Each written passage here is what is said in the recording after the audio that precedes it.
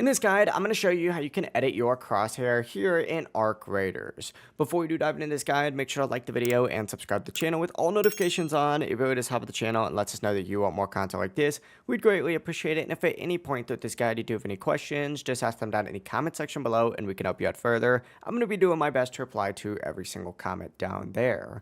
First things first, what you're going to want to do is actually open up your settings. And once you are inside your settings menu, go ahead and go up to the top. And what you're looking for is the accessibility tab right here. This is the fit tab right there. So select that, and from within here, you're going to want to scroll down until you see the crosshair section. This way you can customize everything, and I'll walk you through all the options. First things first, you can go ahead and change the crosshair shape. You'd have to take this on first, and from here you can go ahead and adjust it accordingly. I honestly just prefer the cross, but you can change it as well. There's a circle, attack cross, around a diamond, and of course several other shapes and styles.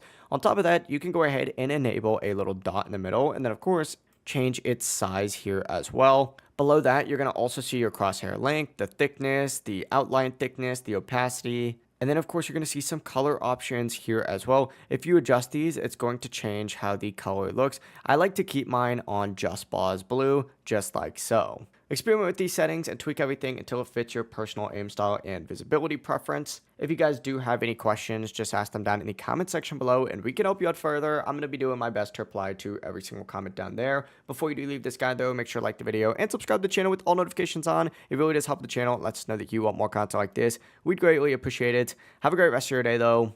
Peace.